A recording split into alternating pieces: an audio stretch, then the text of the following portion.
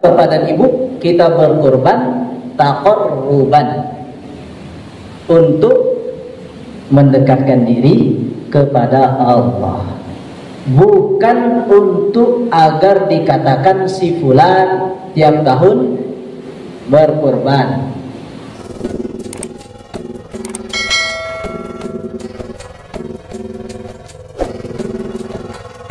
Bapak dan Ibu yang dimuliakan Allah, ibadah kurban ini atau tentang udhiyah ini Ustaz ambil dari kitab Fiqhus Sunnah karangan Sayyid Sabiq rahimahullahu ta'ala. Kita baca di antara definisinya, ta'rifuha al-udhiyatu wad-dhahiyah ismun lima yuzbahu minal ibil.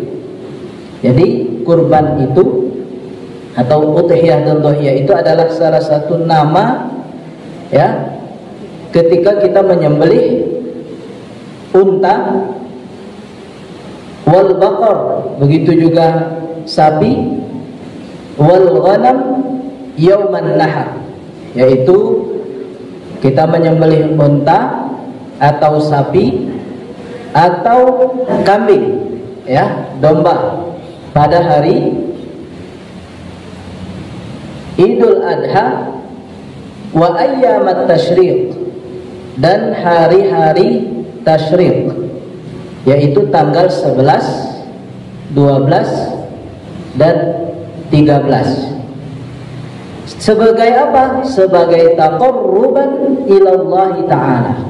Ingat Bapak dan Ibu, kita berkurban taqarruban, untuk mendekatkan diri kepada Allah, bukan untuk agar dikatakan si fulan tiap tahun berkurban.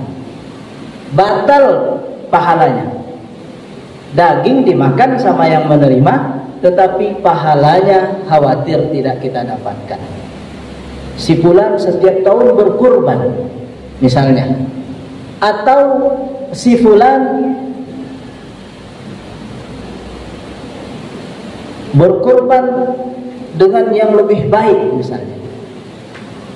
Jadi jangan sampai kita punya niat-niat yang lain selain niat kita untuk mendekatkan diri kepada Allah, untuk keridhaan kepada Allah Subhanahu wa ta'ala.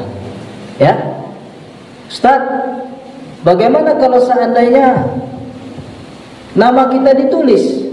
Enggak apa-apa, ya Pak Bu, ya. Mentang-mentang kita ingin ikhlas, di papan itu ditulis hamba Allah. Belum tentu yang menulis hamba Allah itu ikhlas.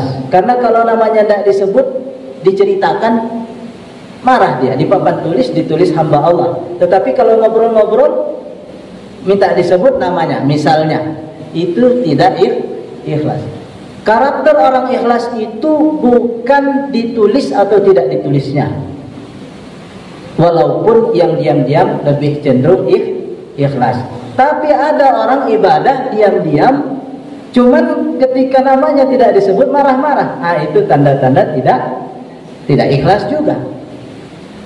Ya, maka Bapak dan Ibu, ketika kita berkurban, kurban ini adalah syariat Allah Subhanahu wa ta'ala. Maka hendaklah niat kita mendekatkan diri kepada Allah Subhanahu wa ta'ala. Dalil syariat atau disyariatkannya berkurban ini, hadis pertama firman Allah Subhanahu wa ta'ala yang sudah biasa kita hafalkan dan mungkin juga jadi surat langganan. Apa itu? Inna a'tayna kal kautsar. Ya Bu, ya. Ini kan surat favorit ini kan. Inna a'tayna dengan qul huwallahu ahad itu surat favorit kita. Rasanya dari anak kita yang sudah bisa ngaji sampai nenek-nenek yang sudah lupa-lupa cara ngajinya karena faktor umurnya, masih hafal dua surat ini. Jadi surat ini landasan utama orang berkurban. Inna a'tayna kal kautsar. Coba kita terjemahkan bareng-bareng. Inna, sesungguhnya. Ya. Nah di sini panjang. Kalau ada alif itu kami atau kita. Jadi Allah mengatakan inna a'tayna. Sesungguhnya kami, kata Allah Subhanahu wa taala, a'tainaka. A'ta yu'ti itu memberi. Kami sudah memberimu wahai Muhammad. Ka di situ Muhammad. Al-Kautsar. Ya, banyak penafsiran Al-Kautsar ini, tapi di antara penafsirannya adalah nikmat yang banyak. Jadi Allah sudah berikan nikmat yang banyak kepada Nabi kita. Apa tadi terjemahnya? Sesungguhnya kami telah memberikan nikmat yang banyak kepadamu. Fasalli li rabbika wanhar. Fasalli itu perintah. Maka salatlah. Wanhar, wa di situ dan. Di bahasa Arab itu wa dan. Nah, ya. Wanhar, inhar itu artinya sembelihlah. Maka di antara cara kita bersyukur atas nikmat yang Allah berikan itu pertama dengan sholat, yang kedua dengan berkurban. Ustaz, saya tidak punya harta untuk berkurban, maka sholat salah satunya cara kita untuk bersyukur.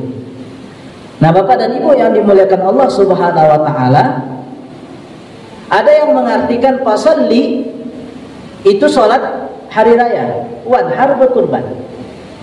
Nah gitu ya. Jadi maksudnya menyembelih kurban itu setelah sholat hari raya. Maka kalau semangat berkurban, jangan disembelih duluan. Ya, belum sholat hari raya kita sudah disembelih duluan. Nah itu belum terhitung kurban, tapi terhitung daging yang disembelih untuk dimakan. Ini hadis dalil dari Al-Quran. Kemudian wa thabata anna an-nabiy sallallahu alaihi wasallam dhahha wa dhahha al-muslimuna wa ajma'u ala dhalik. Kata Syekh Sayyid Sabiq rahimahullahu taala, dan Rasulullah sudah memberikan contoh, dan orang-orang muslim sebelum kita pun sudah memberikan contoh dalam berkurban. Wa ajma'u ala dzalik, dan sepakat Bapak dan Ibu tentang ibadah kurban ini, ulama sepakat, gitu ya.